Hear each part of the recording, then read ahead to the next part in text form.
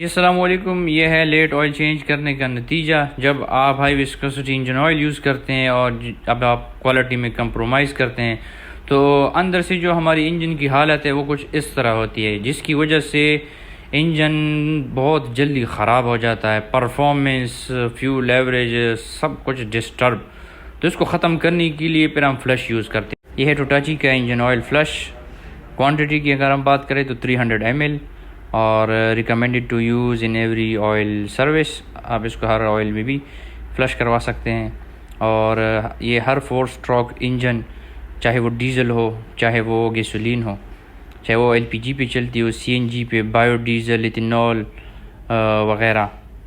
और जो है ना, इसके साथ साथ अगर गाड़ी में जो है ना GPF, DPF, TWC, SCR, EGR units भी हो, उनमें भी कोई इशू नहीं।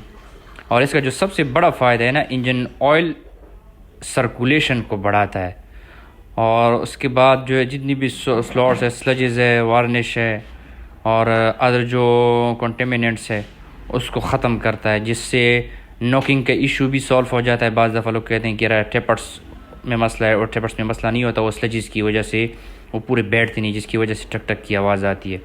तो इसकी करने का बहुत ज़्यादा फ़ायदा है। जो गाड़ी में कंप्रेशन का इशू है तो वो भी इससे सॉल्व हो जाता है। अगर इंजन ऑयल रिड्यूस करती है तो वो भी इससे ठीक हो जाता है। जब इंजन ऑयल फ्लश किया जाता है तो उसके बाद इसकी कुछ इस तरह हालत हो जाती है, जो रेजिड्यू है वो ख़त्म हो जाती है। मतलब काफ़ी ज़्यादा हद तक जो है ना, जितना भी गंद होता है वो निकल जाता है।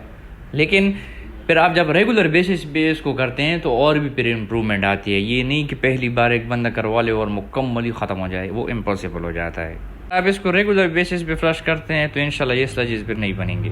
अगर हम इंजन फ्लश नुकसान के बारे में बात करें तो उसका जो सबसे बड़ा नुकसान है, लेट्स सपोज़ कि एक बंदा है वो 20W50 यूज़ करता है और काफ़ी ज़्यादा लेट जो है ना ऑयल चेंज करता है, जिसकी वजह से स्लजेस काफ़ी ज़्यादा बन जाते हैं। एक तो ऑयल की क्वालिटी ठीक नहीं होती।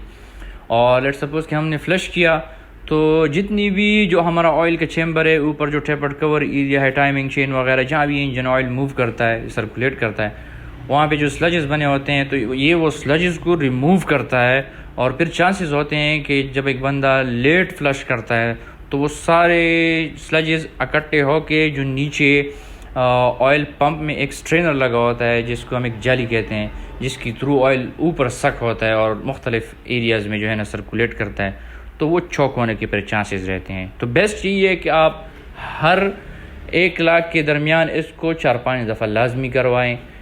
फिर भी अगर आपको ये बंदा नहीं करवा तो बेस्ट ये है कि आप सिंथेटिक इंजन ऑयल यूज़ करें। और उसके बावजूद भी फिर अगर आप इसको फ्लश करते हैं तो बहुत बेस्ट रिज़ल्ट आपको मिलेगा।